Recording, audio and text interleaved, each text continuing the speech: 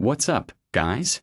Today we are talking about a movie where Jean Claude Van Damme walks into an Eastern European embassy, and within 24 hours, he's fighting an entire communist militia with 15 Marines, a handful of Claymore mines, and a CIA bureaucrat who won't stop questioning his orders. This is Second in Command from 2006, a direct-to-DVD action film that is basically Die Hard in an embassy. It's predictable. It's ridiculous. And it is exactly the kind of guilty pleasure you need on a Friday night. Before this embassy goes under siege, do me a favor, hit that subscribe button. Because on this channel, we always protect the president. And here is a question for you in the comments. Would you trust JCVD to protect you in a siege, or are you taking the tunnels? Let me know down there. Let me set the stage. The film opens in the fictional Eastern European nation of Moldavia. It's a country that has just gone through a revolution. The old regime, a brutal communist dictatorship led by a man named Alexei Kialov, has been overthrown. The United States helped install a new democratic government. The new president is Yuri Amirev, a reformer who wants to lead his country toward democracy and closer ties with the West. But not everyone is happy. The communists are not going down without a fight. They are led by a ruthless commander named Anton Tavrov, a man who still believes in the old ways. He has an army of insurgents who are loyal to Kialov. They are armed. They are organized. And they are waiting for the right moment to strike. Enter Commander Sam Keenan, played by the legendary Jean Claude Van Damme. Keenan is a decorated U.S. Navy SEAL. He has seen combat. He has killed. He has lost friends. He is a veteran of the special operations world. And now he has been assigned to Moldavia as the new security attaché at the U.S. Embassy. His job is to protect the diplomats, assess the security situation, and make sure the embassy is safe. Keenan arrives in the capital. It's a city on edge. There are protests. There are armed militiamen on the streets. The embassy is a fortress, but the country is teetering on the brink of civil war. Keenan meets Ambassador George Norland, played by Colin Stinton. Norland is a career diplomat. He is experienced, cautious, and he knows how to play the game. He immediately appoints Keenan as his second in command, the deputy ambassador, the number 2 in the embassy hierarchy. This decision is not popular. The traditional diplomatic hierarchy is upset. People are not happy about a military man being given so much power. Keenan also meets his new colleagues. There is Captain John Baldwin, played by Alan McKenna, the commander of the Marine Detachment.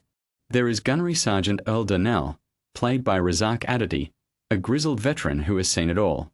And there is Frank Gaines, played by William Tapley, a CIA bureaucrat who has his own agenda. Gaines is the kind of man who thinks he is the smartest person in the room. He believes in diplomacy. He believes in negotiation.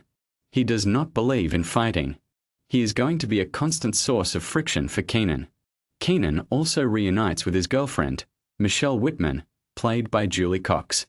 Michelle is a British journalist. She is in Moldavia to cover the political situation. She is smart, independent, and she does not like being told what to do. Their relationship is complicated, but they love each other. And that love is about to be tested in the worst possible way. The plot kicks into gear almost immediately. Tavrov and his communist insurgents have had enough. They decide to storm the presidential palace. They want to capture President Amirev. They want to execute him. They want to restore the old communist regime. The palace guards, under orders from Tavrov's men, open fire on the protesters. The situation spirals out of control. The palace is surrounded. Amirev is trapped. Amirev calls Ambassador Norland. He begs for help. He asks for asylum. He asks to be taken to the U.S. Embassy. Norland agrees. He sends Keenan to bring Amirev out. Keenan volunteers for the mission. He knows it is dangerous. He knows it is a one-way trip. But he is a SEAL. He does not back down. Keenan drives a diplomatic vehicle to the palace. The streets are chaos. There are burning cars, gunshots, and screaming civilians. Keenan reaches the palace. He finds Amirev. He gets him into the car. They drive toward the embassy. But the insurgents have blocked all the exits. They have set up roadblocks. They are looking for the president. Keenan uses a decoy car, a second vehicle that looks identical to his. The decoy drives first. It is ambushed. The insurgents capture the decoy. But they are distracted. Keenan takes the second car and slips through the gap. He barely makes it back to the embassy. He is shot at. He is chased. But he makes it. Amirev is safe. He is inside the US embassy. He has been granted asylum. But the insurgents are not giving up. They surround the embassy. Tavarov brings his entire army to the gates. There are hundreds of heavily armed fighters. They have heavy weapons. They have rocket launchers. They have a tank. And they want Amirev.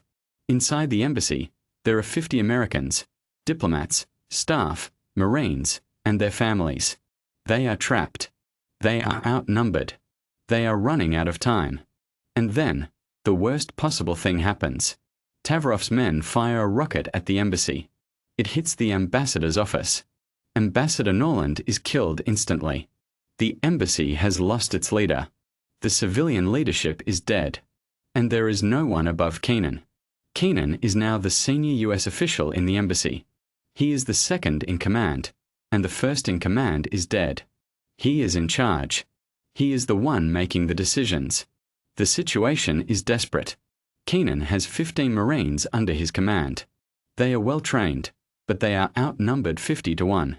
They have limited ammunition, limited food, and limited water.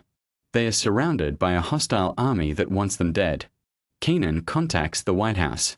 He is told that Marine reinforcements are 6 hours away. The nearest US military assets, hours away. They are on their own for the next 6 hours. Keenan makes a decision. He tells the Marines to hold the line. They are not going to run. They are not going to surrender.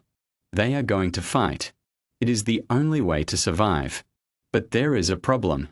Frank Gaines, the CIA bureaucrat, has other ideas. He thinks Keenan is a cowboy. He thinks Keenan is reckless. He thinks Keenan is going to get everyone killed. Gaines argues for a different plan. He wants to evacuate the civilians through a tunnel system that leads out of the embassy. He wants to get as many people out as possible. He argues that holding the embassy is suicide. He argues that diplomacy is the answer. He argues that they should try to negotiate with Tavarov. Keenan rejects the plan. He says the tunnels are too dangerous. He says they do not know where they lead.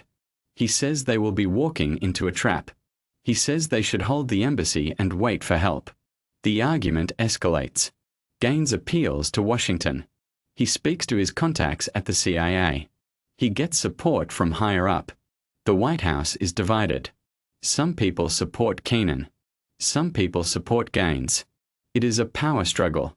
And it is happening while the insurgents are preparing to attack. Keenan is outnumbered not just by the insurgents, but by his own people. He has to manage a hostile enemy outside and a hostile bureaucracy inside. It is classic Van Damme. He is the lone wolf fighting against everyone. Meanwhile, the situation gets worse. Tavarov's men capture Michelle, Keenan's girlfriend. She is a journalist. She was out in the streets covering the story. She was captured by the insurgents. She is now a hostage. Tavarov uses her to put pressure on Keenan. He knows she is Keenan's weakness. He knows Keenan will do anything to save her. The personal stakes are now higher than ever. Keenan devises a plan. He sends 2 Marines, Private First Class Zanger and Private First Class Pazany, to plant C4 explosives near the insurgents' position. The explosion creates a diversion. It draws the insurgents away from the front gate. In the chaos, Keenan leads a rescue team out of the embassy. He fights his way through the insurgents. He uses his martial art skills. He uses his tactical training. He kills 25 insurgents and brings the hostages, including Michelle, back to the embassy. It is a stunning victory. But it is temporary. The insurgents are still out there. And they are furious.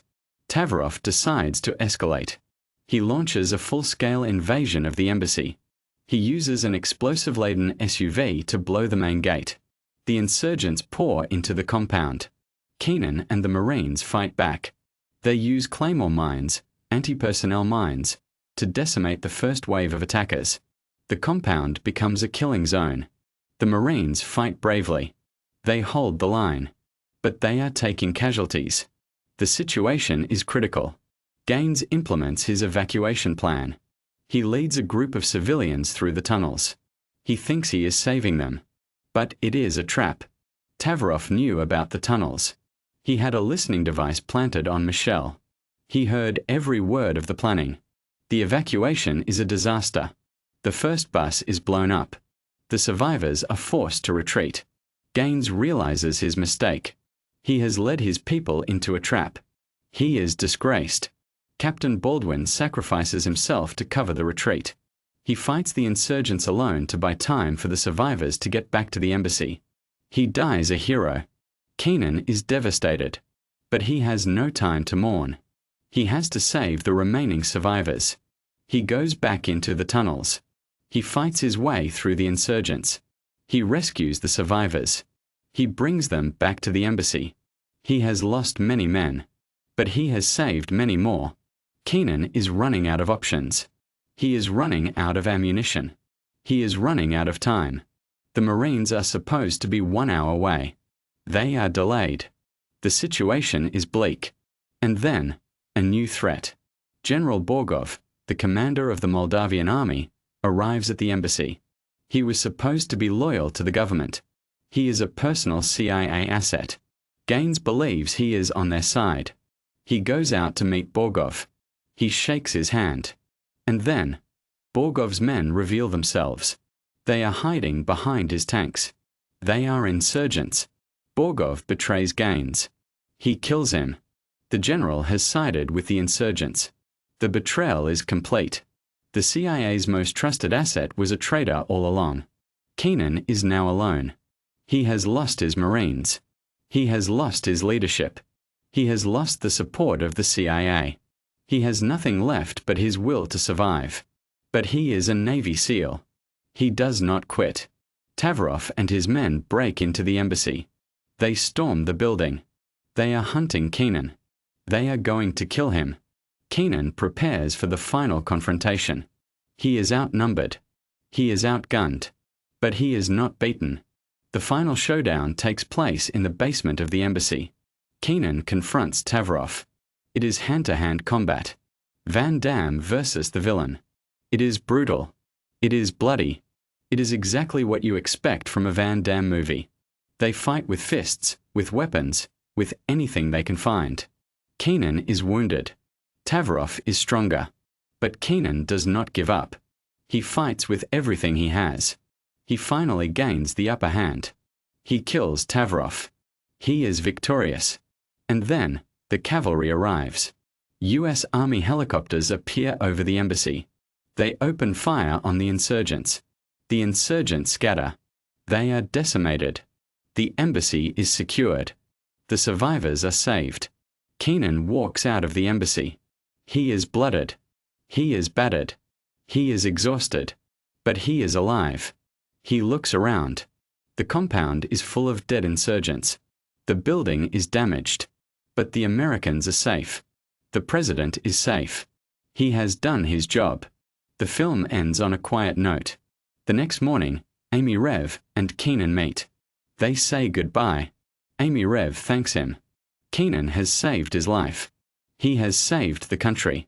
But Keenan does not return to the United States. He decides to stay in Moldavia with Michelle. He has found something worth fighting for. So what is the takeaway? Second in Command is not a masterpiece. It is a direct-to-DVD movie from 2006. It was filmed in 50 days in Romania on a budget of $12 million. It is not trying to be The Godfather. It is not trying to be Citizen Kane. It is trying to be an entertaining action movie. And for the most part, it succeeds. The film is derivative. It is predictable. It is essentially Die Hard in an embassy, with a dash of the Alamo thrown in for good measure. There is nothing original about it. But that is also its charm. It knows exactly what it is. It is a 92-minute action movie where Van Damme does what he does best: kick people in the